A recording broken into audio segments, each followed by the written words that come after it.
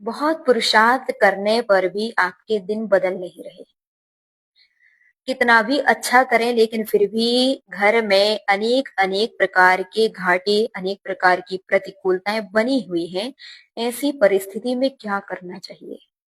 ध्यान रखें, हमारे आगम ग्रंथों में कहा प्रत्येक जीवों के अपने अपने कर्म हैं। घर में 5 लोग हैं तो 5 लोगों के अपने अपने कर्म होते हैं। बेटे के अलग हैं, पिता के अलग हैं, माँ के अलग हैं, बहन के अलग हैं, दादा के अलग हैं, दादी के अलग हैं।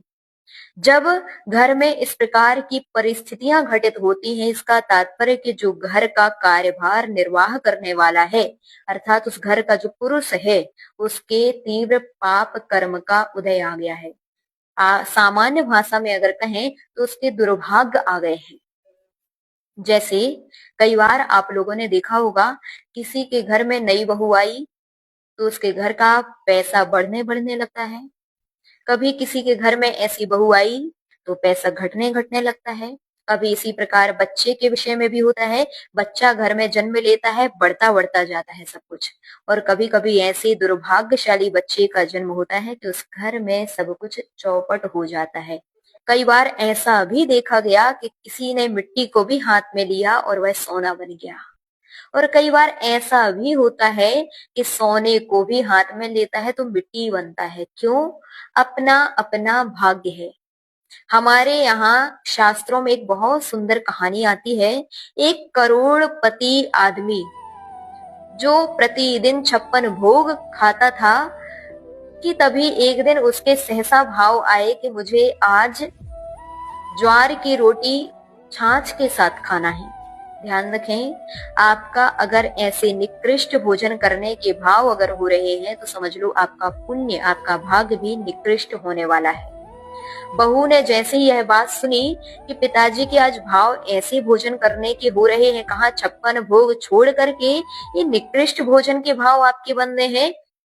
बहू ने उनको समझाया कि पिताजी, हमारे घर में अब दुर्भाग्य आने वाला है, आप कुछ समय के लिए अपना कार्यभार किसी और को सौंप दें।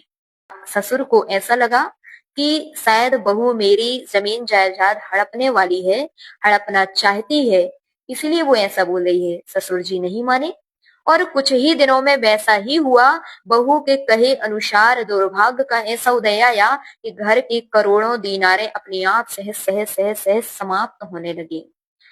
बहू के ने पुनः समझाया कि पिताजी अभी भी समय है, आप किसी को यह धन सौंप दें अभी कुछ समय के लिए। ससुर जी मान गए और उन्होंने सारा कार्यभार अपने छोटे बेटे और बहू को सौंप दिया। बहू ने उस समय उस सारे धन में से अधिकांशतः धन का प्रयोग दान, पूजा आदि कार्यों में किया और उसका यह फल मिला कि जो घाटा लगते लगते जा रहे थे, धीरे धीरे वह घाटा लगना समाप्त हो गया। पाप कर्म पुण्य में संक्रमित हो गया, पुण्य में परिवर्तित हो गया और पुनः अच्छे दिन आ गए। जहां कई करोड़ समाप्त हो गए थे, वहीं धीरे धीरे पुनः उन्नति होने लगी और दिन पहले की तरह आ गए। वह पुनः उसके घर की संपत्ति बढ़ने बढ़ने लगी। ध्यान रखें, यह कोई मिथ्यात्व नहीं है, यह कोई झूठी बातें नहीं है। अगर आपके घर में भी इस प्रकार की परिस्थितियां बन रही हैं कि आपके घर में धन बहुत था लेकिन धीरे धीरे घटता घटता चला गया और आज ऐसी भी स्थिति आ गई कि 2 पैसे के लिए भी मोहताज होना पड़ रहा है, घर में अनेक अनेक प्रकार की टेंशन बनी हुई है, तो ऐसी परिस्थिति में भी आपको भी यही करना चाहिए कि कुछ समय के लिए अपना कार्यभार अपने बच्चों को सौंप दें। तात्पर्य यह है कि अगर आपका बेटा छोटा भी है तो भी प्रॉपर्टी उसके नाम पर कर दें।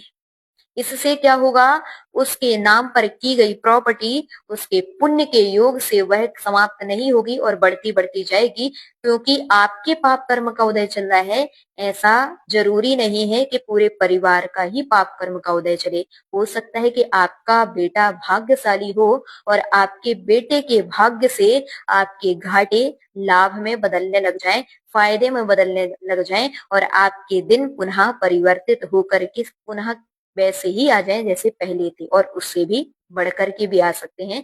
अतः इस बात का अवश्य ध्यान दें। इसके साथ ही अपने जीवन में यह नियम ले लें कि प्रतिदिन थोड़ा सा दान करेंगे लेकिन दान अवश्य करेंगे अपनी सामर्थ्य के अनुसार। ऐसे दान से आप स्वयं देखेंगे कि आपके घर की परिस्थितियां कितनी जल्दी परिवर्तित होती है।